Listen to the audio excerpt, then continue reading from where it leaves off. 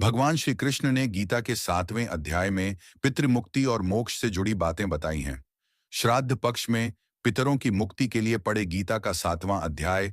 भगवान शिव कहते हैं, पाटलिपुत्र नामक एक दुर्गम नगर है जिसका गोपुर द्वार बहुत ही ऊंचा है। उस नगर में हरिनाथ नामक एक ब्राह्मण रहता था। उसने पाप कर्म का आश्रय लेकर बहुत धन कमाया, किंतु न तो कभी पितरों का तर्पण किया और न देवताओं का पूजन ही।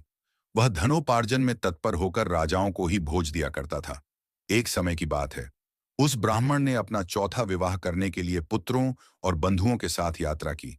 मार्ग में आधी रात के समय जब वह सो रहा था, तब एक सर्प ने कहीं से आकर उसकी बांह में काट लिया।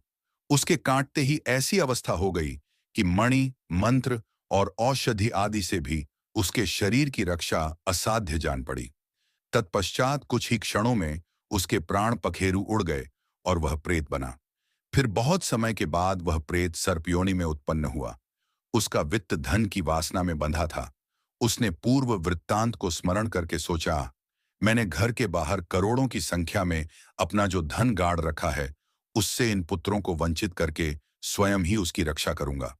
सांप की योनि से पीड़ित होकर पिता ने एक दिन स्वप्न में अपने पुत्रों के समक्ष आकर अपना मनोभाव बताया। तब उसके पुत्रों ने सवेरे उठकर बड़े विस्मय के साथ एक दूसरे से स्वप्न की बातें कहीं। उनमें से मंझला पुत्र कुदाल हाथ में लिए घर से निकला और जहां उसके पिता सर्पयोनि धारण करके रहते थे, उस स्थान पर गया।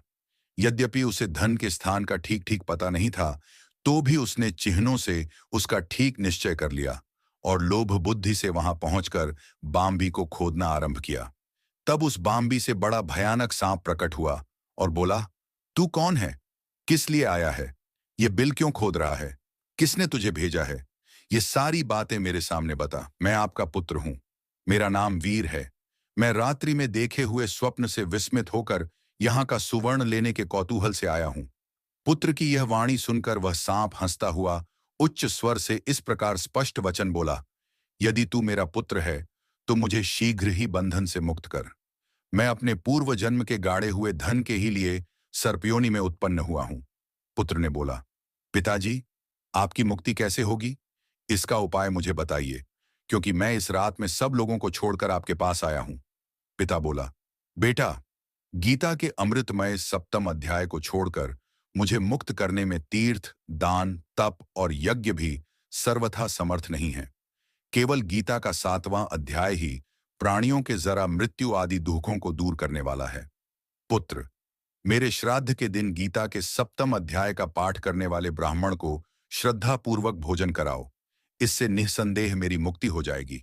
वत्स, अपनी शक्ति के अनुसार पूर्ण श्रद्धा के साथ निर्व्यसी और वेद विद्या में प्रवीण अन्य ब्राह्मणों को भी भोजन कराना।